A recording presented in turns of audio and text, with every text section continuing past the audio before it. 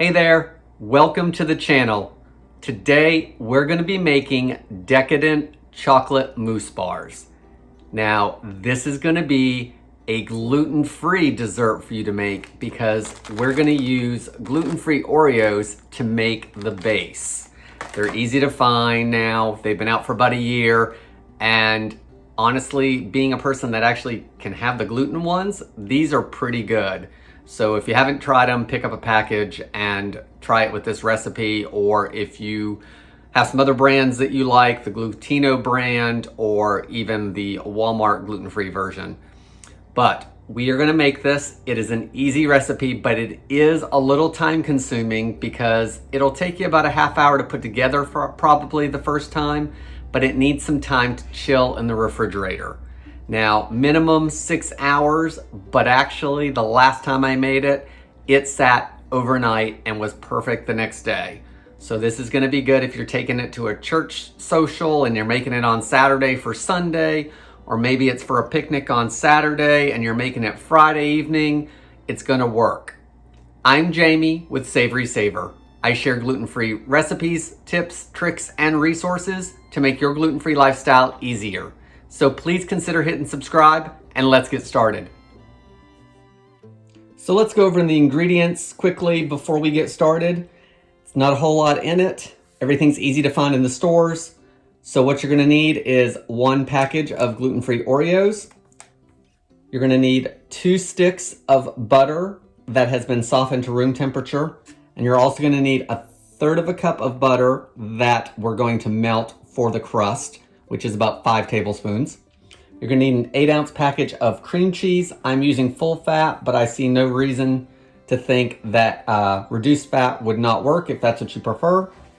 There's gonna be 4 eggs, and the eggs in this recipe are raw. We are making a chocolate mousse, so that may be something that you wanna make sure you buy the pasteurized ones that you can use or whatever if you're uncomfortable with raw eggs. You will not taste raw egg in the finished product, and raw eggs are traditional in mousse. We're gonna use 2 cups of powdered sugar. For our chocolate, we're using 1 4-ounce bar of unsweetened baking chocolate. This is found in the baking aisle. You're not gonna find it over there with the candy bars. We're gonna use a cup of walnuts that have been chopped and about a cup of coconut. And I will say these add some good texture, but if it's not something that you care for, leave one of them out. I don't think it'll be a problem. You could probably leave them both out without any problems if you have some with allergies. I'm gonna put it in there, and we're gonna need 1.5 cups of heavy cream that we are going to whip up. So I'm gonna get this stuff situated a little better for the recipe flow, and we'll get started. So the first thing we need to do for this recipe is I like to melt the chocolate down because we want it melted and to give it a minute or two to cool back down before we add it into the other ingredients. So if you're not familiar with baking chocolate, it usually comes in a 4-ounce bar, and recipes often call for the chocolate to be used by the ounce. So there's 8 sections here, so every 2 sections is an ounce. We're gonna use this whole bar. And just to make it melt a little quicker for me, I am gonna chop it up. I'm gonna microwave it in 30-second increments, stirring in between each one just until it's melted. And I'm probably gonna do it at 50% power just to make sure I don't overcook it.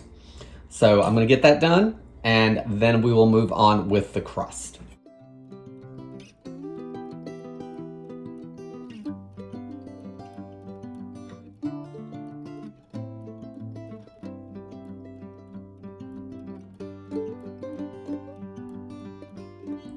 So here's our melted chocolate, and it feels like there's a little bit in there that has not melted, and that's fine because it's not big pieces, and as this cools, it'll just melt into it. So just give it a good stir.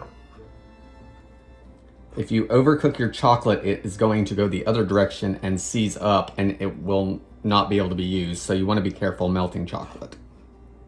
I think we're good, so let's put that off to the side. The next thing we need to do is prep the crust. So you're gonna need 1 package of Oreos. We need 2 cups of Oreos pulsed down in the food processor or plastic bag with a rolling pin, whatever you like to do, down into crumbs. And that's going to be anywhere between 20 and 25 cookies, just depending on how fine you end up grinding them. So I do have some cookies here that are left, so we'll make good use of those in the eating department and not the crumbled up department. If you don't want any extra Oreos lying around, by all means, I think if you use the whole bag, you're not going to have any problems with the crust. So I've got those crushed up, and we want to use a 1/4 cup, or excuse me, we want to reserve a 1/4 cup of these because we're going to put those on the top. So I'm going to put those off to the side. The other thing, guys, is if you're using the nuts or the coconut in the recipe while you have the food processor out, the nuts, definitely you want those pulsed down a little bit and into a chopped size. And the coconut, I found that the coconut pieces were a good size, so I actually pulsed it down a little bit as well. So you already have the food processor out. Do it all at the same time because it's all going to the recipe. You don't need to wash that food processor out in between. The other thing is do it the night before you're going to make it. That way there, you can wash the food processor and not have to have it out on recipe day. And it's, you know, that's one good step out of the way for you. So put these off to the side just for a second. I've got my 1/3 cup of butter. I'm going to melt it down in the microwave. And then, of course, just like any other, you know, cookie crumb crust, we're going to mix it together and press it into the pan. Okay, so in go our cookie crumbs.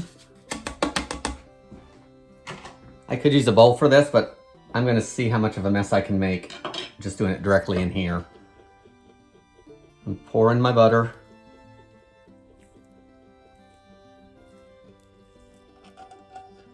And let's try mixing this with a fork. You want it to look like wet sand almost, so keep mixing it for a minute, and then the dry crumbs obviously are not going to have any shine to them, so that's when you'll know when everything's mixed well.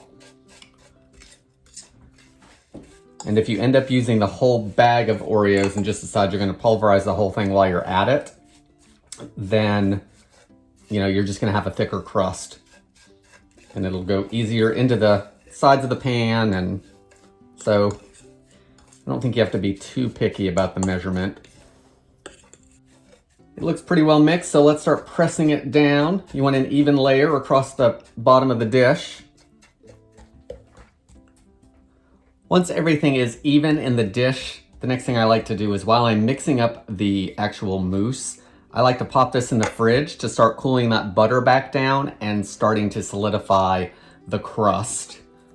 That'll just make it spread a little bit easier across the colder crust. So I'm going to pop this in the fridge and we'll get mixing up the mousse itself. Okay, now we need to mix up the mousse. And guys, I honestly don't remember if the last time I made it, if I used the flat beater or if I used the whisk for the stand mixer. So I'm going to start with the flat beater, and I may move up to the whisk to put some more air into it and make it fluffier. But I am going to use the stand mixer. I'm also going to use the hand mixer for the whipped cream, just because it's quicker for me to show you guys how to do it. Usually when I've made it all in the stand mixer. So I've used the stand mixer and then cleaned the bowl and the whisk to do the actual whipped cream. So you're gonna need it twice. So whatever is easiest for you.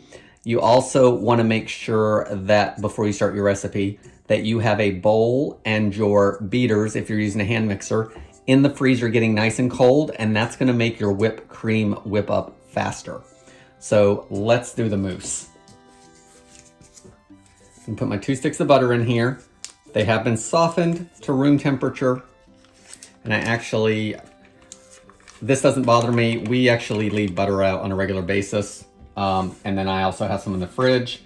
So I left this out overnight to soften. But you soften your butter to what level you're comfortable with. If you're making it during the day, take it out at least in the morning to get to room temperature. It's just going to beat a whole lot better for you. You're not going to have as many lumps. It's going to be a lot smoother. Your cream cheese will especially have lumps in it if it's too cold. So I'm going to put that in there too. There goes our cream cheese. To our butter and cream cheese, I'm going to add 2 cups of powdered sugar. And you could probably add everything at once at this point for the filling, but I'm going to do it in stages to make sure that that powdered sugar gets mixed in and creamed into the cheese, the cream cheese and the butter. It's another reason I think the paddle is going to work a little easier for me to start off. So it's powdered sugar, so you want to start off low, and then you can move up speed once it starts incorporating so you don't have a cloud of powdered sugar all over your kitchen. Like that. So after you've cleaned up your powdered sugar mess because you've thrown it all over the kitchen, go ahead and keep mixing it. Really, that only took about 30 seconds just to whip it in. So I'm going to scrape the bowl down, do it again, get rid of some of this powdered sugar. This is now nice and creamy. So let's add our eggs and our melted chocolate and our vanilla to it. So 4 eggs. I did leave these out for a little bit just to warm up a little bit so they're not cold when they go into the mousse. We want that cooled chocolate. So scrape that in there. The last thing we want to add to this is 2 teaspoons of vanilla extract.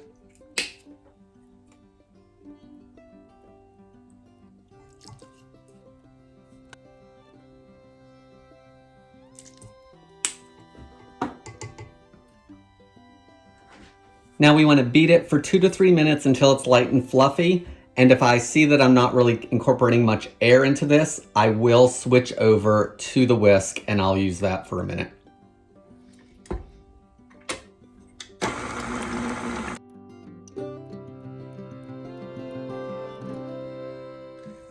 It's been just a minute or so. Looks like it's getting some good air into it, and then we're actually going to fold our whipped cream into this, so that's going to help as well. So I'm going to scrape the bowls down, let it go for another minute or so, and then we'll keep moving.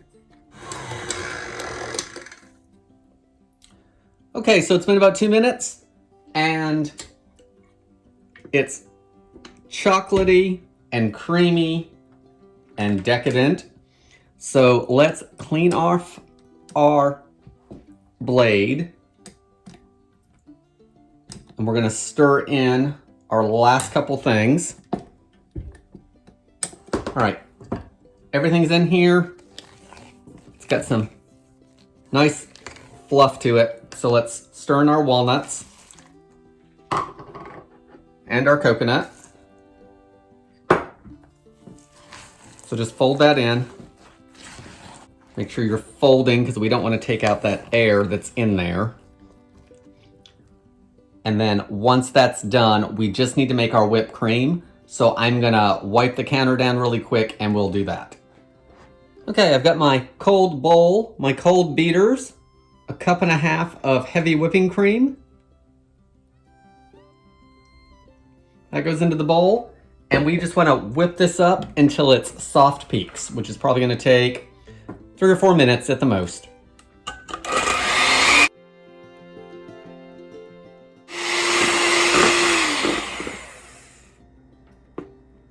Okay, I've got soft peaks. So let's get everything incorporated.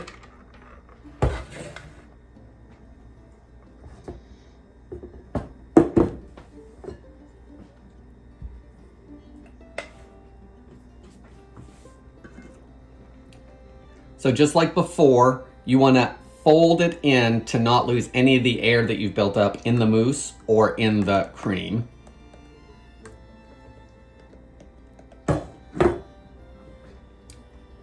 So just come up from the bottom and push it back down some.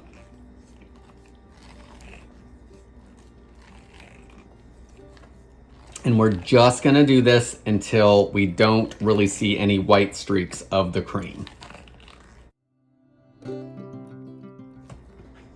Got a few streaks in there still, so I'm going to go for just another minute. That was about another 5 or 6 turns, and as you can see, they're gone. So let's get this into our crust. So I'm gonna get that out of the fridge and we're gonna put it in there.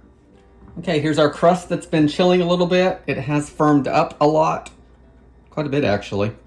So I'm gonna pour that on there, spread it even.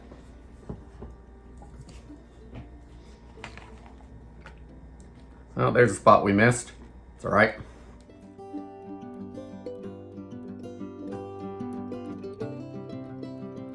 So everything's relatively even all around the sides.